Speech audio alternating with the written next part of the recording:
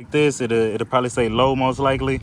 You just tilt it a little bit, spray. Tilt it a little bit, spray. And you'll see it until you get to the field mark. YouTube was popping, man. You know that grind ain't stopping. Shout out to my notification gang. Don't forget to get that bell ring, man. Hey, man. Don't forget to like that video. Yes, sir. Hey, guys. I got some good news, man. I'm super ecstatic. I'm super happy. And I'm glad I was able to figure this out without having to go to the dealership and spend a lot of money. But let's get to the matter at hand, the Hellcat.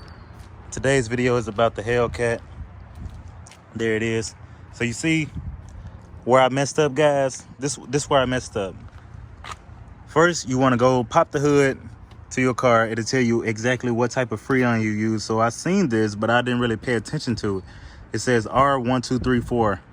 So me being me, I fixed AC systems before and everything. So I was like, oh, okay, all I got to do is go to Autozone and get some R134 and just put in here and it'll be charged and ready to go. So I did get R134 and I tried to put it in here like a complete imbecile. So my compressor wasn't kicking on. And I was like, man, what is going on?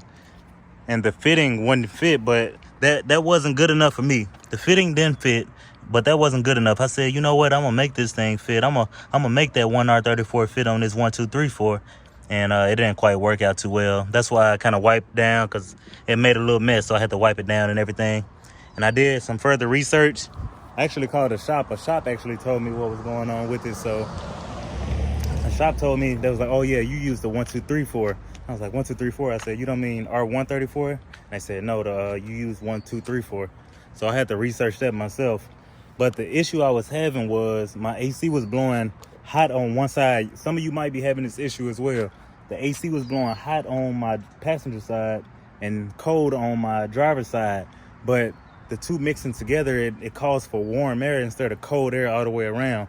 So I never had full capacity AC. But a couple things you're gonna need for this job. Of course, you're gonna need the R1234. This is the only one they sell at AutoZone.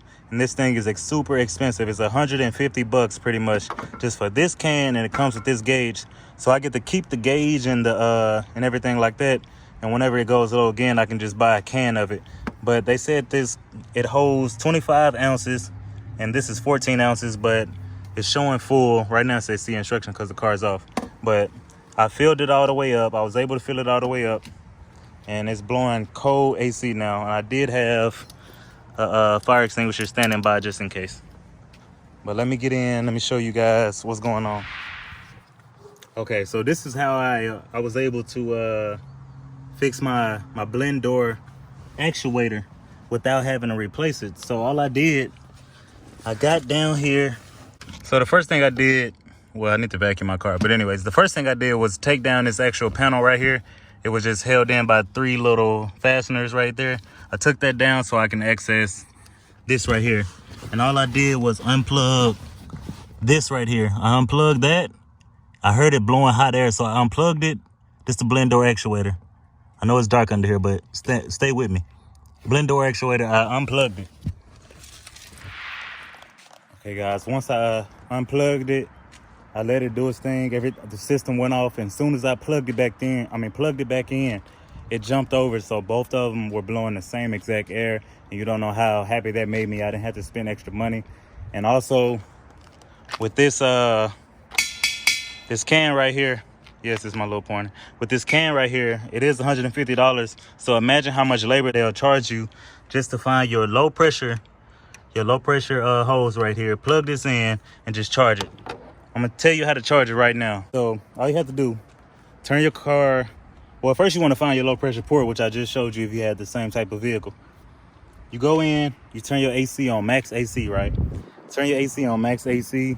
You're gonna turn it all the way up, turn it all the way to cold, let down your windows and turn it to, so you want to turn on AC, of course, turn this on, let all the windows down, turn it to max AC all the way up.